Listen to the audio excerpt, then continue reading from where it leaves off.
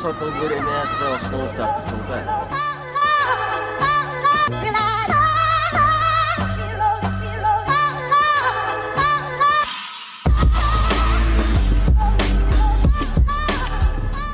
Kągi dar kartą sveiki visi, su jumis kaip ir minėjau Go for Vape, šiandien su manim, kai matote štai toks skaitikliukas, kurio vardas Tornado, čia pačiam priekį matome RDTA, kaip rašoma RDA without dripping, tai kad tikrai aparatas iš tiesų labai galingas, iki 300 W, bet pamėginsim, ar tikrai tiek temps, aišku dabar aš turiu modą tik tais, kuris turi 200 W, pažiūrėsim kaip eis ant 200, tada viskas bus aišku, ar jie čia meluoja ar ne.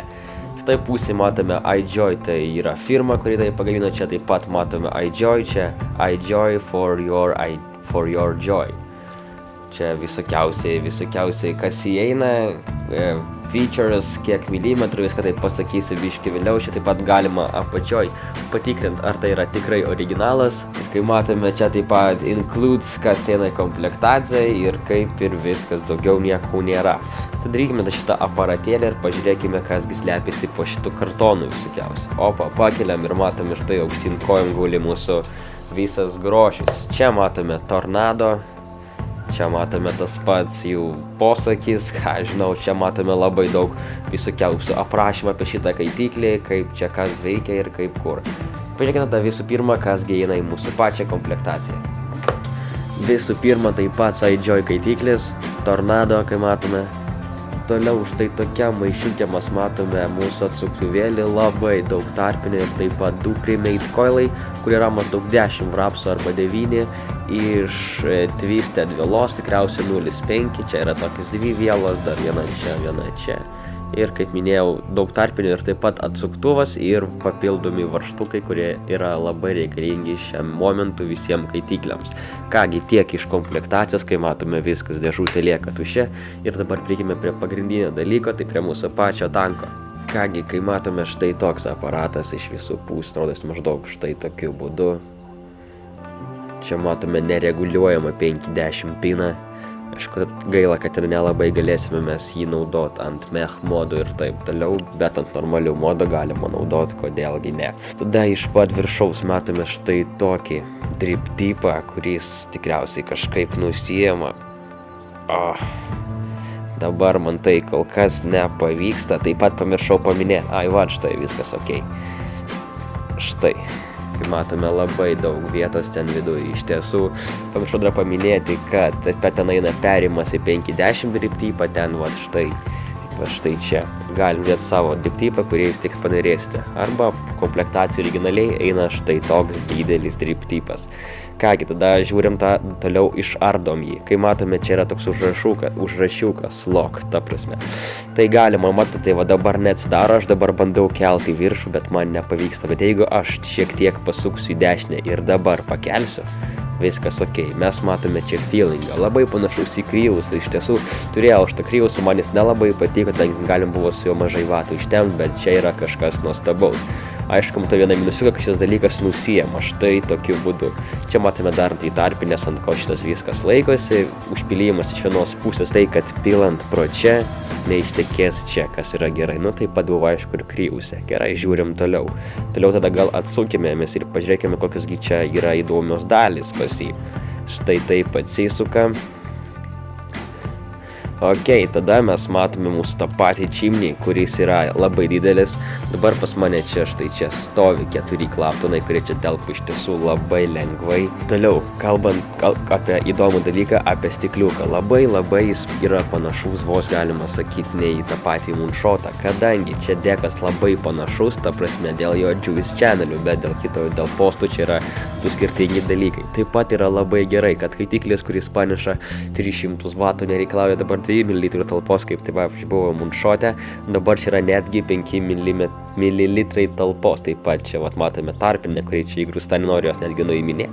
Kitų spalvų tarpinę komplektacijų surasti neįmanoma, nes jų ten tiesiog nėra. Taip pat, kas yra dar labai fainai, kad čia yra netgi 24 mm mūsų pats kaitiklis. Ne 22, pavyzdžiui, kaip tam pačiam Moonshot'e, arba kaip senam Griffine, arba kituose normaliuose kaitiklėse, o 24 reiškia, kad vien dėl to padidėja mūsų talpa. Taip pat yra 17 11,8 mm, va šitas visas dekas, kuris yra iš tiesų labai didelis ir čia labai daug telpa, kai matome.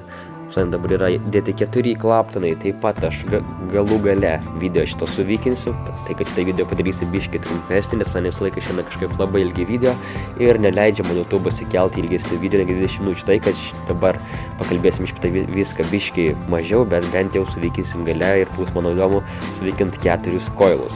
Gerai, žiūrim toliau. Taip pat kaip ir moonshot'e šitas viskas išsiiminėja, kas yra nelabai fainai, man nepatiko, bet kai matome airflow'as čia yra tiesiog milžiniškas, labai geras, aš bandžiau jau tiesiog papūst, dar negarinau jo, tikrai negarinau, bet bandžiau, airflow tikrai užtenka, kai matome čia vienas yra iš šitos pusės, štai šį čia ir vienas iš šitos pusės.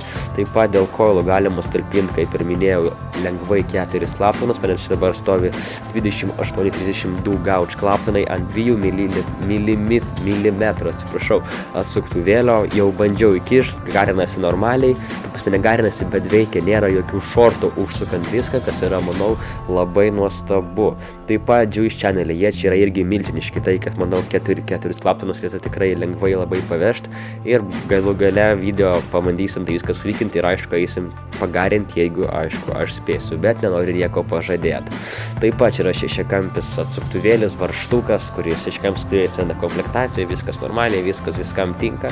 Kol kas dar pas mane varžtukai neprasukti, kas yra labai super, pavyzdžiui, nes draugas gavo VCMT, pas iš karto reikėjo pakeisti varžtukus, nes jie buvo tiesiog nesąmoningi, kas yra labai gaila.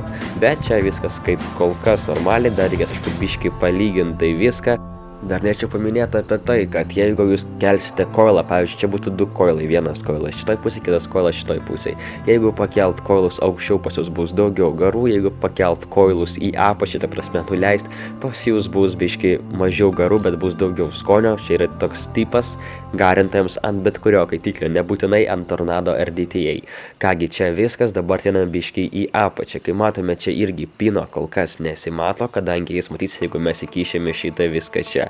Tai padėčiau perspėti, kad neįmanoma pakaitinti tų koilų, kol mes neužsukam šito dalyko, nes nežinau dėl ko, bandžiau ir su pirštu paspausti į apačią, kažkaip negaudo jokio kontakto ir pakaitinti neįmanoma, kas yra nelabai gerai, bet užsukant pro čia matome mūsų koilus ir galima kažkaip patrinti, pavyzdžiui, metalinio atsuktuvėlį ir koilai kažkaip išsilygina ir viskas būna geriau, bet kaitinti nepavyksta, va taip įdėjus, labai gaila. Taip pat, jeigu mes dėsime čia atsuktuvėlį į vidų, kai matome, čia yra skylutė, irgi negalima kaitinti, nes tada bus iš karto šortas.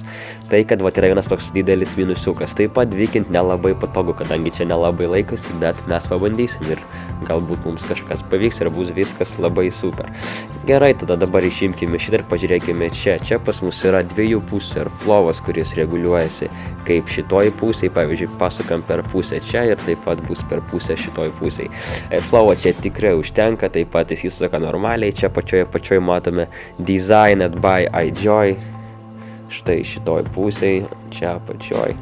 Nežinau, matot ar ne, bet tikriausiai. Taip pat gaila, kad neįdėjo kitokios spalvos tarpinės, man nelabai patinka juodos, bet čia kiekvieno skonio reikalas. Kągi, dabar tada sudėkime šitą mūsų visą kaitikliuką į vieną ir manau jau laikas būtų jį suvykinti ir pažiūrėti, kaip jis varo ant 200 W.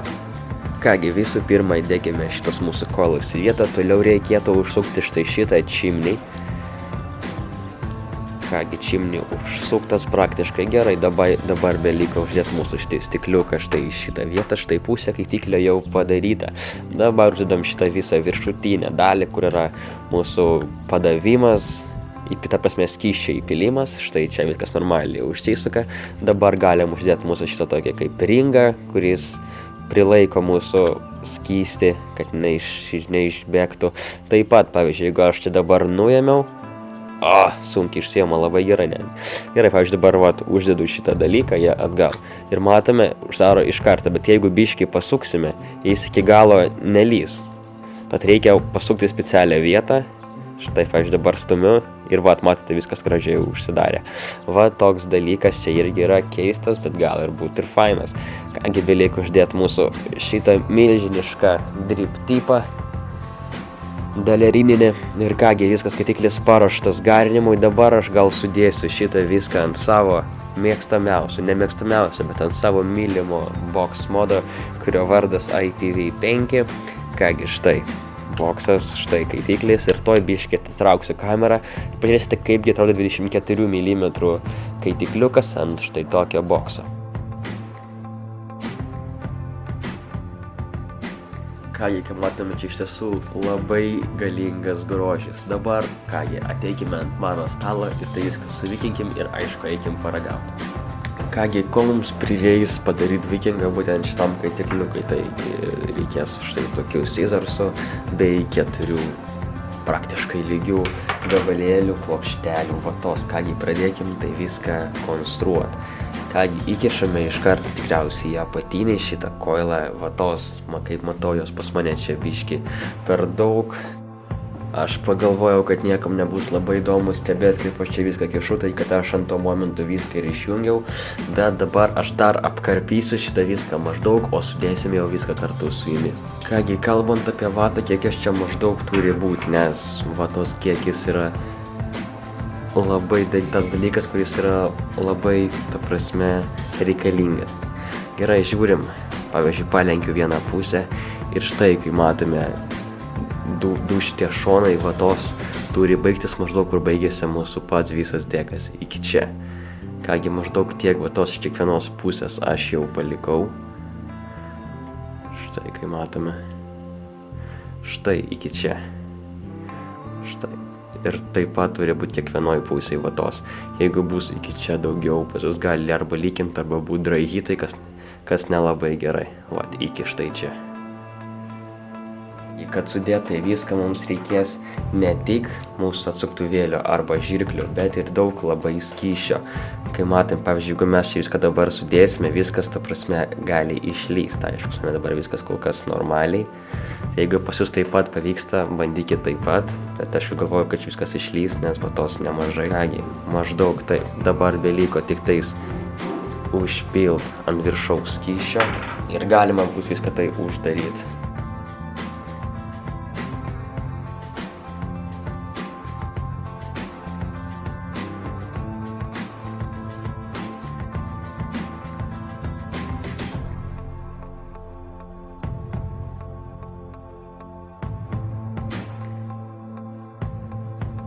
Kai dabar pabandykime įsukti mūsų tą viršutinį kepą į vidų.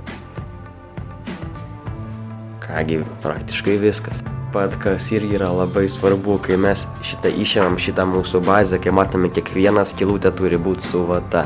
Jeigu čia vatos nebus, reiškia iš karto automatiškai gaunamas lykingas ir viskas pratekės. Kai matome štai, atrodys, kad maždaug taip pat iš viršaus, vat, taip pat niekas niekur neturi liestis, jeigu čia dar kažkas matoma, aišku, koilą turi turėti kažkokį tai atstumą nuo tų sienelę, nes irgi jeigu liesis, bus iš karto šortas ir viskas ir bus nieko gero. Kągi, tai iki tiek, dabar užpilkime skysčio ant viršaus ir einam pagarinti, tada aptarsime keletą pliusų, keletą minusų, kiek dar ko spėsim. Kągi, kaip matome, niekas niekur neteka, reiškia viskas labai super, viskas gerai pagaminta.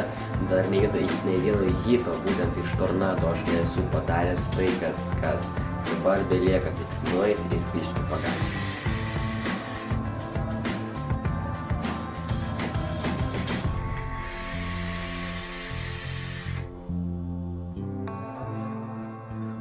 Kažkas tokio. Kągi, Tornado revievas padarytas, dabar labai greitai pakalbėkime pliusiukus ir minusiukus. Tai kągi, pirmas minusas būtų toks, kad bazė nestovi vietoje, o kažkaip visur laksto. Taip pat minusas, kad čia yra kai kurie tokie aštrūs galai ir manau, kad čia iš minusų būtų viskas, bent jau kaip mano manimu. Iš pliusų telpa daug koilų, kas yra labai super, netgi ant 4 postų dėko telpa 4 klapanai, kas yra irgi labai faina. Taip pat yra ir 6 postų, tu prasme, kategoriją, būtent Tornado galima įsigyti. Taip pat pliusas, kad čia yra netgi 5 ml talpos, kas irgi yra labai faina, reiškia, kad nelabai greitai išsigarins. Taip pat, kad galima įgarinti ant daugiau negu ant 100 vatų lengvai, tai irgi yra labai geras dalykas. Taip pat įpilimas patogus, viskas fainai, driptipas geras, gerai padarytas, tai kad aš įvertinu 9,9 iš 10. Kągi, su jumis buvo Go for Wave, garinimas yra kaip vitaminai, nereikia per daug, bet tai yra bent jau sveika. Ačiū, kad žiūrėjote. toliau bus dar daug įdomių reviewų ir viskas bus super. Kągi, dar kartą ačiū už peržiūrą, like, comment, subscribe. Aš būsiu už tai labai dėkingas. Iki.